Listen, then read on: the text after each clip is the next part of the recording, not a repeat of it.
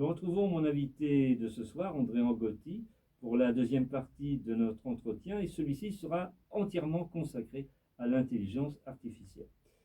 En fait, André Angotti, la notion d'intelligence artificielle, d'une certaine manière, remonte à 1645 avec Blaise Pascal. Ben, je fais partie oui, des spécialistes du sujet qui considèrent qu'en définitive, dans la mesure où une machine a remplacé l'homme en matière de calcul, ben, il faut remonter à la Pascaline. Autre pionnier, bien plus tard dans le temps, Alan Turing avec la machine Enigma pendant la Seconde Guerre mondiale. Ben, on peut dire que réellement, je dirais, par rapport à ce que le commun des mortels considère l'IA, on peut dire qu'Alan Turing, en ayant réussi à décrypter Enigma est celui qui, en définitive, a mis vraiment l'intelligence artificielle, c'est-à-dire une machine capable de décrypter des informations, sur le devant de la scène. Alors, c'est en 80 que vous commencez véritablement à vous intéresser à l'IA. Ce sont ses débuts opérationnels, avec notamment ce qu'on appelait les systèmes experts qui s'avéreront par trop coûteux.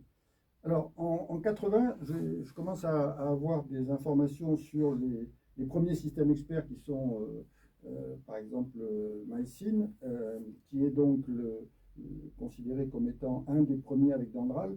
Et donc, je comprends l'importance que peut avoir un système expert dans la mesure où il est capable de diagnostiquer, à partir d'informations qui ont été saisies, de diagnostiquer des maladies issues des analyses de sang, par exemple. Donc, je me suis dit à ce moment-là que c'était vraiment le moment où la technologie qui allait révolutionner un petit peu tout ce qui est en organisation, en gestion de la connaissance. Et donc, je me suis intéressé à ce sujet. J'ai commencé à travailler donc sur la problématique des systèmes experts, puisque j'ai commencé en 87 comment dire, à travailler sur les langages qui étaient tournés, donc le langage Lisp, qui était le langage tourné intelligence artificielle. Et c'est à ce moment-là que Texas Instruments m'avait repéré et m'a demandé de, au fond, représenter un produit que Texas avait mis au point au niveau des systèmes experts. Et j'ai fait donc pas mal de conférences au Palais des Congrès. J'ai été invité en Tunisie à un congrès international. Enfin, et j'ai fait des conférences sur le sujet dans toute la France. Donc, vous avez commencé à développer l'approche de deux notions, de métiers, si l'on peut dire, le cogniticien, à ne pas confondre avec le data scientist. Quelles sont leurs caractéristiques à chacun? Ben, disons que dans les années 90, moi j'ai surtout travaillé sur cette notion de cogniticien. C'est-à-dire que quand vous êtes dans une entreprise et que vous demandez à un expert d'expliquer ce qu'il fait, ça oblige à une certaine gymnastique intellectuelle. Et le cogniticien a pour but d'aider l'expert à formuler un peu mieux son expertise, compte tenu du fait que lui est censé aussi tenir compte des problèmes d'organisation, de ressources humaines. Il a une étendue à la fois intellectuelle en psychosociologie, en informatique, en organisation, qui lui permet d'avoir une vision assez globale. Le data scientist, c'est quelqu'un qui est arrivé dans les années 2020 avec la nouvelle vague d'intelligence artificielle.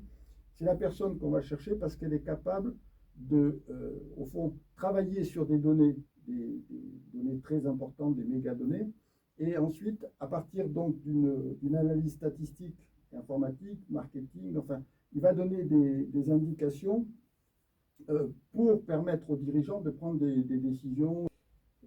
Et puis en 2022, André Angotti, vous créez deux nouveaux concepts en intelligence artificielle, un logiciel OMIA avec les règles dominantes et les faits dominants.